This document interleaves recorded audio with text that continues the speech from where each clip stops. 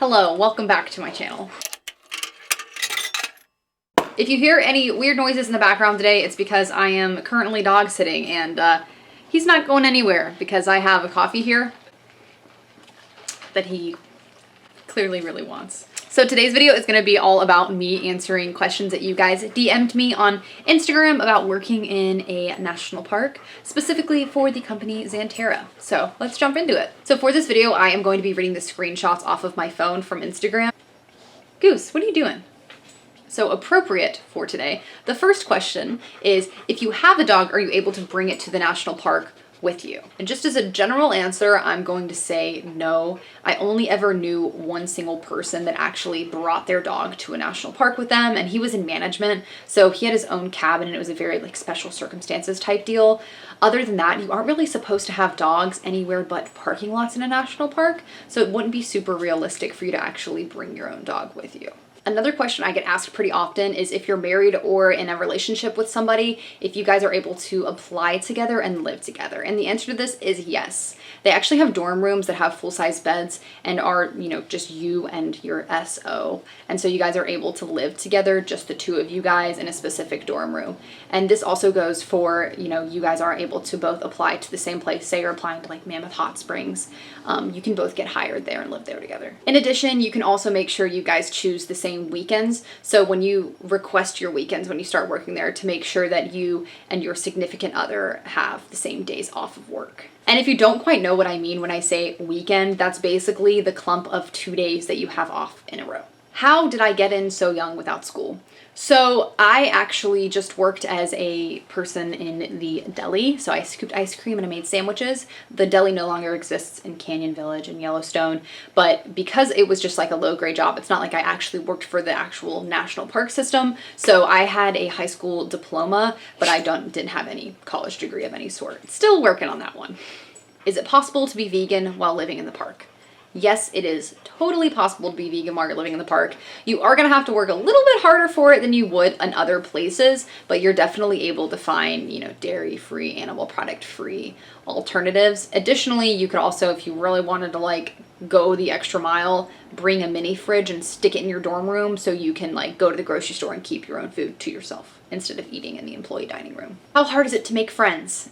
Literally, Yellowstone, working in any national park is going to be probably one of the easiest places to make friends ever, because everyone that is working and living there is looking for friends too. So you kind of all go into it alone, so you find your group very easily, and it's very easy to find people that you get along with. Also, a lot of people that work in the national parks are really welcoming. So if you're the new kid and there are people who are a little bit more established in the area, they're going to take you in under their wings. I'm sorry, there is a dog licking his leg behind me, just... Goose, you little nasty. Can you pick your start and end dates? Yes, you can. So if you're available to start in May, you could end anywhere in, July or August, or you could even extend your season out until October. And then, like I did, I actually started my season in July and ended it in October. So when you apply, they'll ask you your general areas that you're able to start and finish, and that is how you can essentially pick your start dates. Where is your favorite place to work in the park? So I am totally in love with working in Canyon Village. I think I'm pretty biased because that's one of the only 2 places that I worked in the actual park, but I just love the canyon culture and being a canyon kid. I bought so many t-shirts that said highest kids in the park because it has the highest elevation, and I just think the canyon kids really know how to bond with each other, and you're a little bit more secluded from everyone else. On top of that, I really love the facilities in Canyon. Even though the dorms are a little bit older, they're very they feel so homey. I love Canyon. This kind of relates back to a question that I answered earlier, but is it easy or hard to find friends, and especially people with the same weekends as you? Yes, it is. You're going to find your group, like I mentioned earlier. Do not worry about making friends. I think that's some of people's biggest worry when they go work in a park. And it's just so funny to me because going out there, you really realize how loving and welcoming everyone is. So when do they do background checks? So for me, they did a background check 30 days before my start date in the park. And I think they do it this way to make sure that you didn't maybe like commit a felony or something like that between the time when you applied to work there and when you actually begin. Like for me, I applied in January and I didn't start until July. So, I mean, a lot of things could have gone down in that period of time. Who knows? If I already have a vacation planned during the summer, am I able to get time off for it? This person in particular was asking about Bonnaroo, which I actually forgot I screenshotted this question. So shout out Bonnaroo fam. I miss Music Festivals 2020. If you have a vacation planned for when you are going out and working in a national park, when you apply or when you like talk on the phone with your person that's interviewing you, just let them know, because I had friends who actually like took time off of work to go to Denver and stuff like that. Like they would take a week off. Anyways, what I was saying, so I had friends who would take a week off to go to Denver to visit or go somewhere else in California or Washington or Oregon. And so it's definitely possible. You just need to give the company a heads up, and whoever your manager is when you get hired, a heads up. That way they know that they have like a week where they're expecting not to have you. This also is not a question, but in relation to this, if you have like a death in the family or something like that, they will totally let you off. And give you the vacation you need so you can go home and go to the funeral if you even wanted to like come back after that. Okay, this says my start date is May 21st to October 12th. Does that mean I actually have to be in the park on May 21st, or do I start my job on the 21st? So your start date is the day that you go in and you check into the park. So the morning of the 21st for this person in particular, that means that that day they're gonna go in with their paperwork, find the employee office, get their employee ID, all that fun stuff. Chances are they'll start their job the next day. What company do you recommend working for is essentially what this one is getting at. I recommend Xanterra. I had friends who worked for Xanterra at one point, Delaware North at another, sometimes both, like the people who are really working hard to like save a heck ton of money. They were working like Xanterra, and then on their weekend they would work Delaware North, or when they weren't scheduled for Xanterra. So Xanterra, I say Xanterra. Do you think it would be okay to start seasonal work for someone who isn't in college at all? Yes, I was not in college when I started seasonal work. Seasonal work, literally, I was like, okay, graduated high school, lived in a small town my whole life.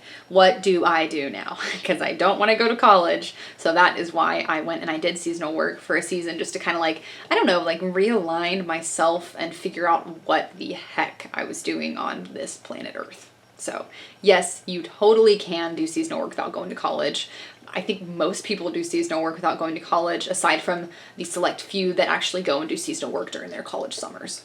Okay, what is the best job for being in the field? So for being in the field, I knew one person who was like the head of recreation for employees, and he got to do like hikes and all this cool stuff with employees. But working for Xanterra specifically, that is the most in the field job I can think of, unless you literally want to be in fields. In that case, if you can ride horses, you could be a wrangler and just kind of like go outside and take people around.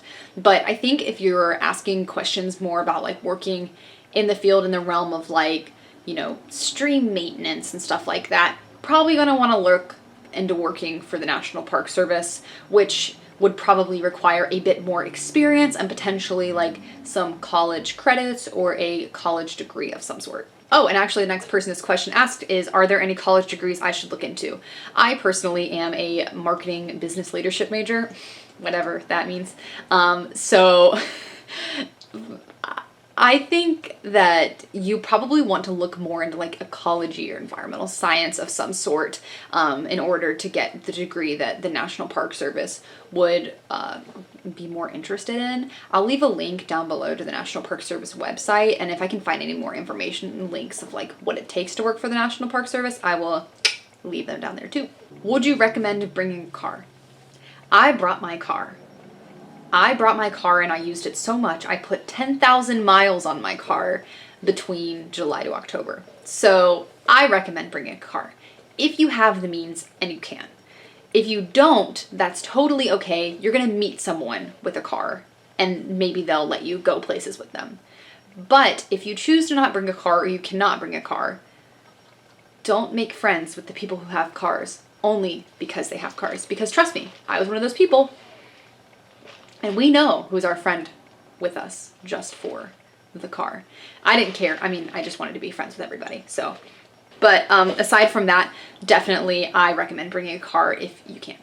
So I wanted to save this question for last because it's about me and it felt a little conceited to like pop it into one of these videos. But it's, do I still travel and live/work in or around a national park? And the answer is actually no. So about a year ago, when I last made a video for this channel, calling myself out, I had nothing to talk about. Okay, back at it. But a year ago, I was living in Idaho Falls, Idaho. So I was really, really close to, you know, Yellowstone and Grand Teton National Park. Then I lived in Jackson Hole, Wyoming for a while, and so I was very, very close. I moved back home, so now I am residing in Georgia, very far away from Yellowstone and Grand Teton National Park and a lot of the national parks out west. So yeah, I'm just hanging out here, and kind of to segue into that, this is actually going to be my last video about working in a national park. So I worked in Yellowstone the summer of 2015. It is now the summer of 2020, 5 years later, and I know eventually my information is going to be outdated. And I only know so much these days. So if you're watching this and you made it this far, I am gonna use this channel from now on for kind of like posting whatever the hell I want to. So keep up with that if you like. There will definitely still be outdoorsy content, but more it's just gonna be like my life and what I decide I want to capture of it, so I can look back at these parts later in my life when I'm old and not doing cool, fun things. So that being said, thank you guys so much for watching. I really appreciate all of your support. And this channel is almost at 1,000 subscribers, which is kind of crazy because this is my first time uploading in over a year. So everyone who's subscribed and everything, just thank you so much. I appreciate the absolute heck out of you guys, and I will see you in the next video. Bye!